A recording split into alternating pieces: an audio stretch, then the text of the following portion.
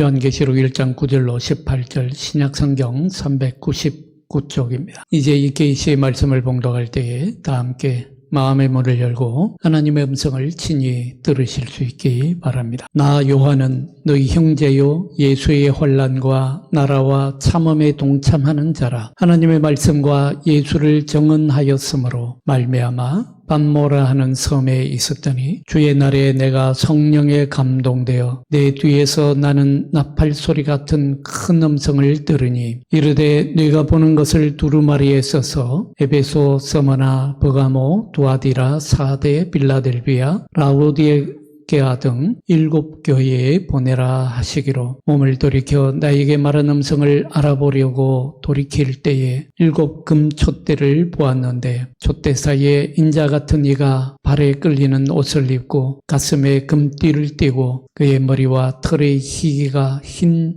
양털 같고 눈 같으며 그의 눈은 불꽃 같고 그의 발은 풀무불에 단련한 빛난 주석 같고 그의 음성은 많은 물소리와 같으며 그의 오른손에 7 별이 있고 그의 입에서 좌우에 날선 검이 나오고 그 얼굴은 해가 힘있게 비치는 것 같더라. 내가 볼 때에 그의 발 앞에 엎드려져 죽은 자 같이 되매 그가 오른손을 내게 얹고 이르시되 두려워하지 말라. 나는 처음이요 마지막이니 곧 살아있는 자라. 내가 전에 죽었었노라. 볼지어다 이제 세세토록 살아있어 사망과 음부의 열쇠를 가졌노니. 아멘.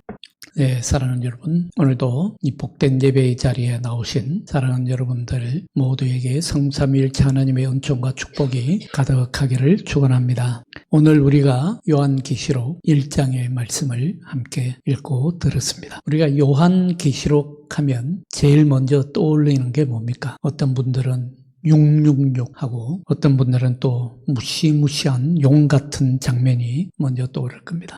그래서 이건 로마 황제가 교회를 막 핍박하고 잔혹하게 성도들을 잡아 죽이던 그런 얘기구나. 저 짐승이 황제이고 666이 박해의 숫자고 이렇게 생각하기 쉽습니다.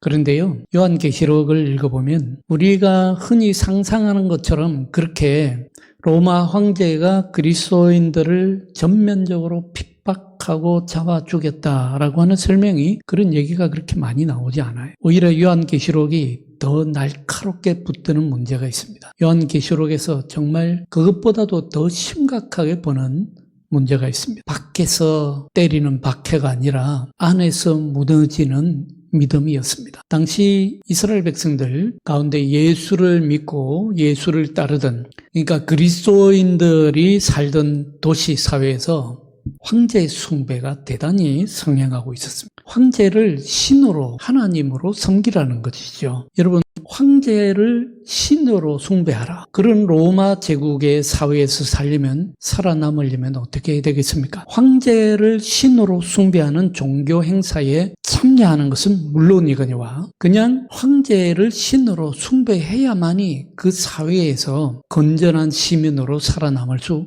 있다는 말입니다. 장사하려면 황제를 신으로 숭배해야 됩니다. 사람들과 이웃들과 그 지역의 사람들과 원만한 관계를, 사회적 관계를 맺고 살려면 황제를 신으로 숭배해야 된다는 뜻이에요. 눈치 보지 않고 살려면 황제를 신으로 숭배해야 되는 그런 세상이 되어버렸다는 얘기입니다. 그러니 그리스도인들이 어떻게 해야 됩니까? 오직 하나님은 한 분뿐이며 살아계신 하나님이 참 하나님이시고 참 신이시고 하나님 외에 그 어떤 신도 숭배해서는 안 되고 우상도 숭배해서는 안 되는데 그리스도인들이 그런 세상에서 살아남기 위해서 어떻게 해야 되겠습니까? 그리스도인들에게 대단한 유혹이었죠.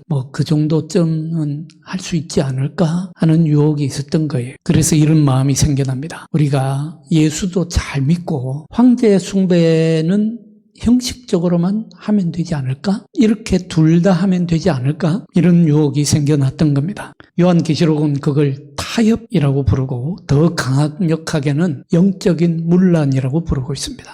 다시 말씀드리면 믿음의 정절이 깨어지는 일이라고 합니다. 왜냐하면 이 싸움은 그냥 육의 싸움이 아니고 정치의 싸움도 아니고 예배의 싸움이기 때문에 누구에게 무릎 꿇고 누구에게 내 마음을 바치고 누구를 궁극적으로 의지하느냐는 문제라는 겁니다. 그래서 요한계시록은 성도들에게 이렇게 권면합니다. 끝까지 믿음 안에서 견고하고 신실한 그 이교적인 이런 다수 사회에서 세상의 유혹에 휩쓸리지 말고 섞이지 말고 거절하라. 그 대가로 불이익이 오면 불이익을 받고 어려움이 오거나 고난이 오면 고난을 견뎌라라고 권면하고 있습니다.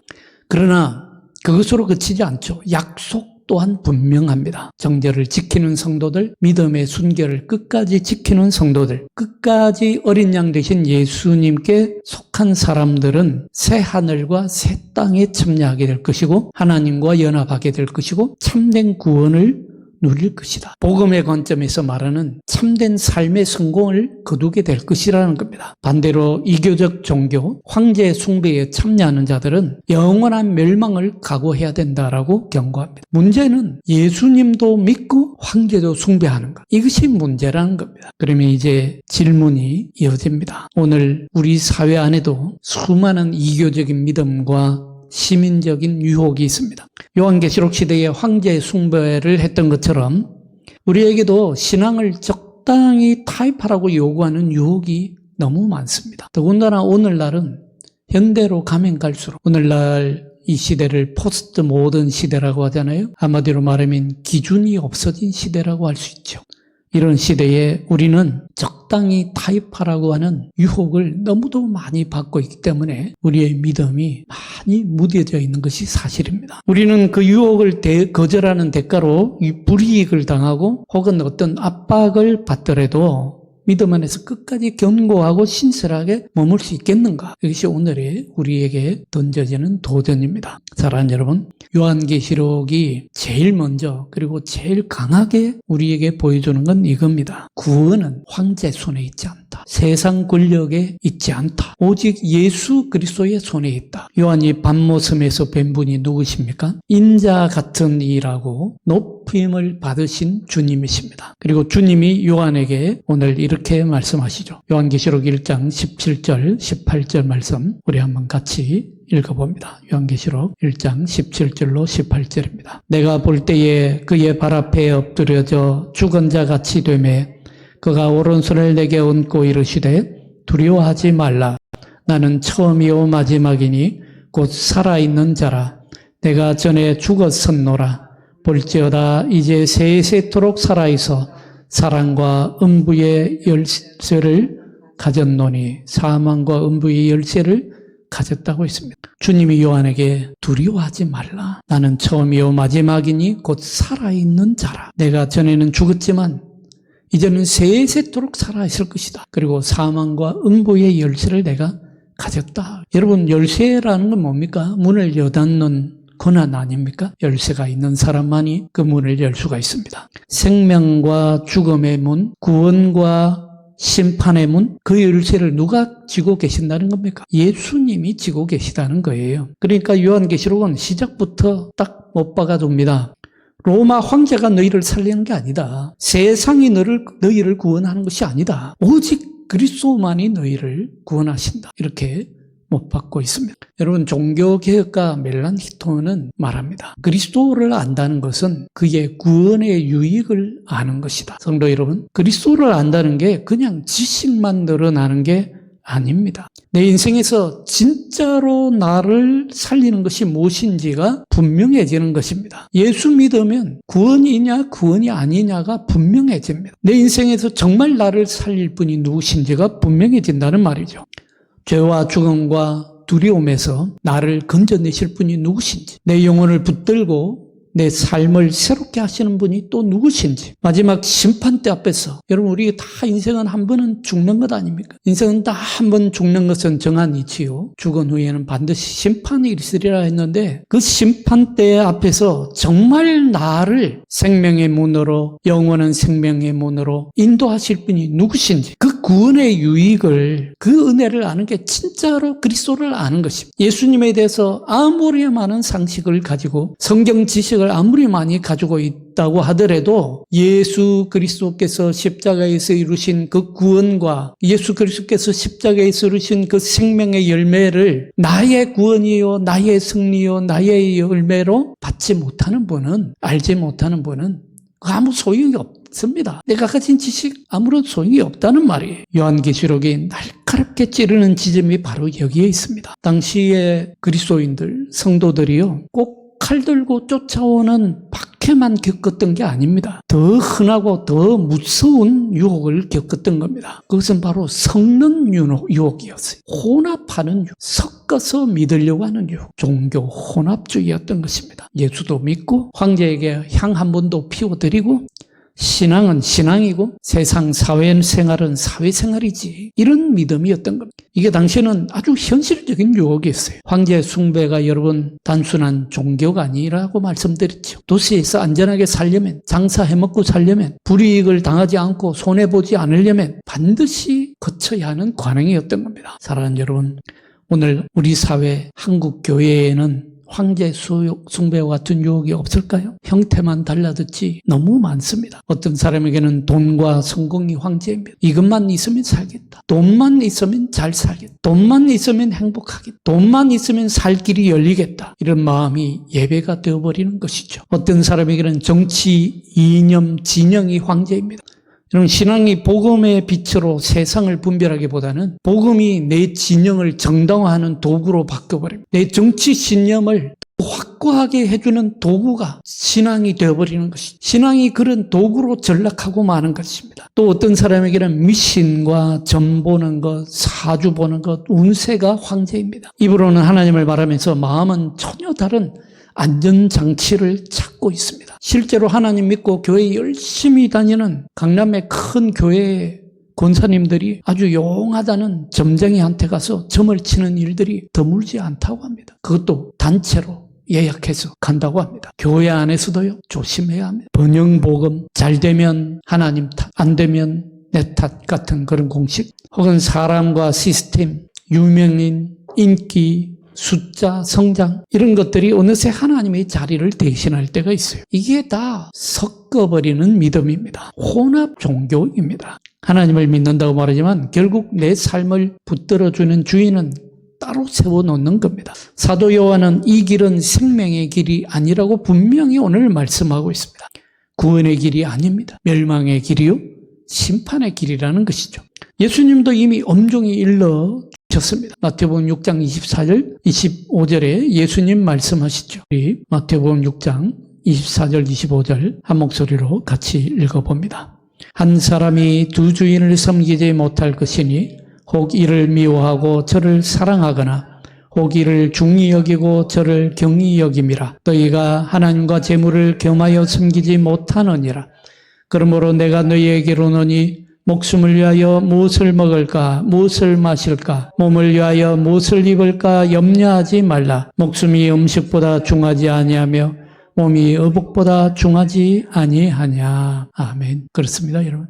하나님과 재물을 겸하여 섬기지 못하느니라. 두 주인을 섬길 수 없다고 했습니다. 두 주인을 함께 섬길 수가 없는 거예요. 여기서 하나님과 재물을 겸하여 섬길 수 없다고 했는데, 재물은 단순히 돈만을 의미하는 것이 아닙니다. 황금 만능주의를 의미하는 것이죠. 황금은 여기서 우리가 빠질 수 있는 모든 우상을 대변하고 대표하는 것입니다. 꼭 돈만의 문제가 아니라는 것이죠. 여러분, 이 세상에서 가장 크고 가장 위험한 우상이 황금이기 때문에 우리가 두 주인을 섬기려고 할 때 빠질 수 있는 우상, 그 모든 우상을 대변하는 것이 재물이요, 황금으로 지금 말씀하고 있는 것입니다. 그리고 그 재물을 섬기는 것은요, 반드시 염려를 불러옵니다. 인간을 올가매는 사슬이 되어서 걱정하게 만들고 근심하게 만들고 인간을 노예로 만들기 때문이죠. 없어서 근심하는 것보다도 있어서 근심하는 것이 더 크다는 것입니다. 그래서 두 주인을 절대로 섬길 수 없다고 하십니다.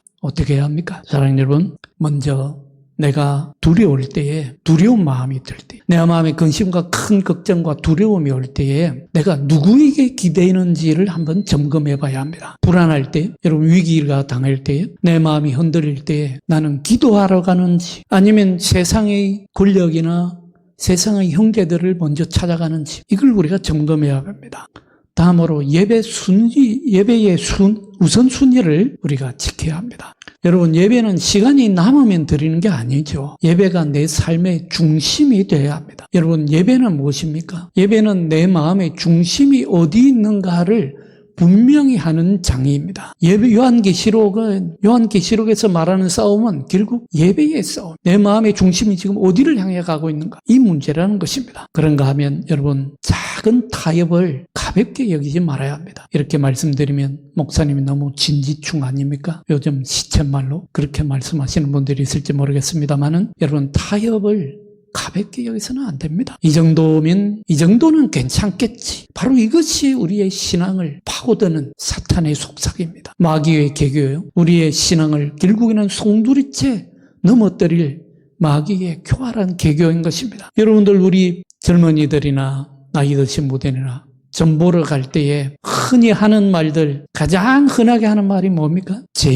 그냥 재미로. 여러분, 그것조차도 타협으로 알고 경계해야 됩니다. 깨어 있어야 합니다. 여러분, 우리가 섞어버리는 순간에 믿음의 선명함은 사라지고 믿음의 결단이나 믿음의 분명한 의지는 사라지게 마는 것입니다. 마지막으로, 불이익이 와도 내가 좀 손해보다, 그것으로 인해서 내가 좀 고난을 당하더라도 주님을 붙드는 연습을 해야 합니다. 여러분, 황제 숭배를 거절하면 분명히 손해가 있습니다. 그때도 있었고 지금도 있습니다. 믿음대로 살면 손해보는 순간이 반드시 있어요. 그런데 그때 우리는 기억해야 합니다. 손해를 막아주는 분이 구원자가 아니라 손해를 감수하게 하면서도 생명으로 인도하는 분이 구원자라는 것입니다.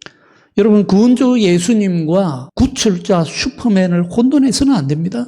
예수님은 슈퍼맨이 아니에요. 예수님을 슈퍼맨이라고 착각하고 믿으려고 하는 분들이 굉장히 의외로 많습니다. 여러분, 예수님이 슈퍼맨이라면 왜 십자가를 졌겠어요? 여러분, 슈퍼맨은 절대로 십자가를 지지 않습니다. 십자가에 자기 자신을 내어주지 않아요. 슈퍼맨은 그런 것, 자기가 영웅이 되려고 하는 것이죠. 그러나 예수님은 영웅이 되려고 이 세상에 오지 않았습니다. 예수님은 자기 목숨을, 그것도 하나님과 원수된 죄인들을 위해서, 죽어가는 생명들을 위해서 자기 목숨을 내어주시기 위해서 오신 것입니다. 마찬가지로 구원자라고 자처하던 황제도 자신을 절대로 십자가에 내어주지 않아요. 오직 예수님만 우리를 대신해서 십자가에 자기 자신을 아낌없이 물과 피를 다 쏟으시면서 내어주셨습니다. 여러분, 이걸 우리가 기억해야 합니다. 왜 예수님이 참된 구원자이신지, 왜 예수님만이 구원자이신지, 이걸 우리가 기억해야 합니다. 오늘날 보십시오. 우리 사회에, 한국 사회에 수많은 이단 교주들이 있습니다. 정말 세계적인 이단 교주들은 한국에 다 모여 있어요. 어떻게 이럴 수가 있는지 모르겠어요. 이런 이단 교주들도 자신이 구원자라고 자처하고 나서지만, 큰 소리 치지만, 그들 중 어느 누구 하나 자기를 희생하거나 자기를 십자가에 내어주지 않습니다. 여러분, 영적인 눈을 두고 똑바로 보시기 바랍니다. 속지 마세요. 속지 말아야 합니다. 저들은 절대로 자기를 희생하지 않습니다. 오직 주 예수 그리스도만이 하나님께 멀어졌고 하나님께 등 돌렸고, 그래서 하나님과 원수 맺고 살고 하나님 없이 사는 불쌍한 우리를 대신해서 십자가의 자신을 내어주셨습니다. 그래서 오직 예수님만이 하나님과 우리 사이를 화해하실 수 있는 분이요, 실제로 화해하신 분이요, 예수님만이 우리의 구원주이십니다. 성도 여러분, 요한계시록은 우리에게 겁을 주려고 쓴 책이 아닙니다. 그걸 잘 알아야 합니다. 요한계시록도 은혜의 책입니다. 구원을 알려주는 책, 오히려 시작부터 우리를 강하게 붙들어주는 책입니다. 두려워하지 말라 하십니다. 왜요? 사망과 음부의 열쇠를 주신 분이 오직 예수님 한 분뿐이시기 때문입니다. 그러니 결론은 여기십니다. 여러분, 세상이 구원처럼 포장하는 것들이 아무리 강력해 보인다고 하더라도 우리가 붙들 분은 오직 한 분, 예수 그리스도이십니다. 그리고 멜랑히톤이 말했던 것처럼 우리가 그리스도를 진짜로 안다는 것은 예수님의 구원의 유익을 아는 것입니다. 예수님이 우리를 용서하신 것, 예수님이 우리에게 생명을 주신 것, 예수님이 우리를 자유케 하신 것, 예수님이 우리에게 소망을 주신 것, 예수님이 우리를 치유하신 것, 예수님이 우리를 구원하신 것, 그 유익을 실제로 우리 삶에 붙들고 사는 것입니다. 이 고백이 서 있을 때 우리는 어떤 시대든 어떤 압력 속에서도 흔들리지 않을 수 있으리라 믿습니다. 사랑하는 여러분, 요한계시록 1장이 우리에게 주는 또 하나의 메시지가 있습니다. 우리는 무엇을 위해 부름받았는가라는 것입니다. 요한계시록 1장은 요한의 소명장입니다. 주님이 요한을 부르신 장이라고 할 수 있죠. 요한이 밤모섬에서 성령에 사로잡혀 주님의 음성을 듣습니다. 11절 말씀 우리 한번 같이 읽겠습니다. 11절입니다. 이르되 내가 보는 것을 두루마리에 써서 에베소, 스무바나, 버가모, 두아디라, 사데, 빌라델비아, 라오디게아 등 7 교회에 보내라 하시기로. 이것이 주님의 부탁이었습니다. 요한을 부르시면서 주님께서 주신 소명입니다. 소명이잖아요. 요한에게 주어진 소명은 누굴 때려 눕혀라, 황제를 때려잡아라, 황제 숭배하는 사람 다 원수로 물리치라, 이게 아닙니다. 칼을 들으라, 이것도 아니었습니다. 기록하라, 보내라, 정언하라. 그리스도를 보았으면, 그리스도의 말씀을 들었으면 그걸 공동체를 살리는 방식으로 전하라는 것입니다. 기록해서 보내라, 그리고 정언하라. 이 소명은 예수님께서 부활 승천하실 때에 마지막 제자들에게 주신 지상명령과 똑같은 것 아닙니까? 너희는 모든 족속으로 제자를 삼아 아버지와 아들과 성령의 이름으로 세례를 주고 내가 너희에게 분부한 모든 것을 가르쳐 지키게 하라. 지금 요한은 그걸 하고 있는 그것뿐이에요. 그저 예수님의 마지막 지상명, 그 부름을 따라서 그 소명을 받고 요한도 오늘 기록하고 보내라, 정언하라 하는 소명에 순종하고 있는 것입니다. 우리 그리스도인들에게 주어진 소명은 이것 아니겠습니까? 그런데 문제는요, 종교적 언어, 신앙의 열심이 언제든 위험의 방식으로 왜곡될 수 있다는 것입니다. 요한계시록 같은 상징이 강한 책은 특히 더 그렇습니다. 누군가는 이 말씀을 듣고 끝까지 믿음을 지키자로 가는데, 누군가는 똑같은 말씀을 듣고 죽기 살기로 싸우자, 내가 악을 처단하겠다로 가버립니다. 이게 정말 무서운 건 그 사람이 자기 행동을, 자기 뜻을 하나님의 뜻이라고 포장해버린다는 겁니다. 하나님이 나를 보내셨다라는 말로 포장해버린다는 것입니다. 사랑하는 여러분, 우리는 이 대목에서 정말 깨어있어요. 왜냐하면 이 소명이라는 단어가 너무 쉽게, 너무 거룩한 말로 포장되어서 때로는 폭력과 낭동을 정당하는 깃발이 될 수 있기 때문입니다. 정말 안타까운 것은요, 가끔가다 TV의 뉴스에 엄청난 폭력적인 행동을 하면서도 하나님이 하면서 하나님 이름을 덜먹인다는 것입니다. 여러분, 요한계시록은 처음부터 끝까지 우리에게 요구하는 태도가 다릅니다. 요한이 자신을 뭐라고 소개합니까? 요한은 자신을 이렇게 소개합니다. 오늘 9절 말씀을 보시면 9절 말씀 한 목소리로 같이 읽습니다. 나 요한은 너희 형제요 예수의 환난과 나라와 참음에 동참하는 자라. 하나님의 말씀과 예수를 증언하였으므로 말미암아 마브모라 하는 섬에 있었더니. 요한은 자기를 어떻게 소개합니까? 참고 견디고 믿음의 정지를 지켰다. 폭력적 행동을 부추기는 책이 아닙니다. 오히려 유혹에 넘어가지 말고 끝까지 인내하라, 믿음의 순결을 지켜라라고 가르치는 책입니다. 그러면 성도 여러분, 우리는 소명을 어떻게 붙잡아야 합니까? 저는 단순하게 3가지로 말씀드리고 싶습니다. 소명은 내 분노를 하늘의 명령으로 바꾸는 게 아닙니다.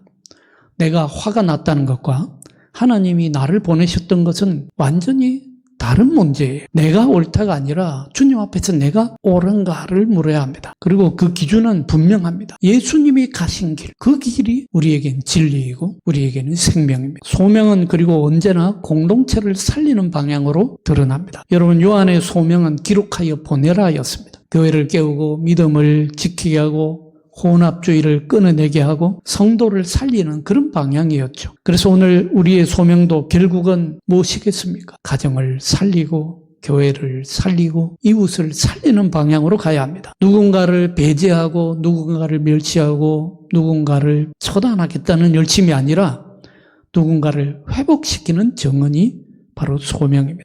그런가 하면 소명은 언제나 말씀의 검증을 통과해야 합니다. 하나님이 나에게 이렇게 하라고 하셨다라는 말을 여러분, 우리는 제일 먼저 의심해야 합니다. 하나님이 나에게 이렇게 하라고 하셨다, 그 말부터 의심해야 합니다. 그 말을 철석같이 믿을 게 아니라 그 말부터 검증해 봐야 된다는 것입니다. 왜냐하면 인간은요, 자기 욕망을 하나님의 뜻으로 착각할 수가 있기 때문이에요. 그러니 깨어 있어야 된다는 것이죠. 소명은 반드시 말씀과 복음의 정신에 맞는지, 그 열매가 성령의 열매인지, 성령의 열매, 사랑과 절제와 온유, 그런 열매를 나타내는지, 그리고 공동체의 분배를 거치는지, 이런 과정을 통과해야 된다는 것이죠. 사랑하는 여러분, 요한계시록 오늘 우리에게 주는 소명은 거창한 영웅놀이가 아닙니다. 슈퍼맨이 되라는 게 아니에요. 주님이 내게 맡기신 자리에서 믿음의 정절을 지키며 그리스도를 그저 묵묵하게 정언하는 것이 소명입니다. 그리고 그 소명은 절대로 폭력을 동반하지 않습니다. 폭력을 동반한다면 그건 예수님이 우리에게 주신 소명이 아닙니다. 분명히 알아야 합니다. 오히려 참음과 정직과 분별과 절제로 드러납니다. 오늘 우리에게도 황제 숭배 같은 강력한 요구가 있지요. 거절하면 불이익이 따를 수 있습니다. 그때 우리는 무엇으로 버틸 수 있겠습니까? 무엇이 우리의 방향을 잡아줍니까? 바로 주님이 주시는 두려워하지 말. 여러분, 두려워하지 마십시오. 믿음으로 살면 손해는 볼지 모르지만 절대로 실패는 하지 않습니다. 주님만을 붙들면 내가 좀 불이익은 당할지 모르지만 여러분, 결코 내 인생은 실패하지 않습니다. 두려워하지 말라. 그러면 오늘 이 소명이 우리 개인의 삶에 어떻게 붙잡혀야 할까요? 거창하게 생각할 필요 없습니다. 소명은 멀리 있는 게 아닙니다. 지금 내가 서 있는 자리에서 주님의 방식으로 사는 것. 그것이 소명이죠. 그래서 저는 오늘 여러분에게 딱 3가지만 권면드리고 싶습니다. 오늘 한 주를 시작하면서 이 마음을 품고 가보자는 거예요. 먼저 나의 선택이 예수님의 성품을 닮았나.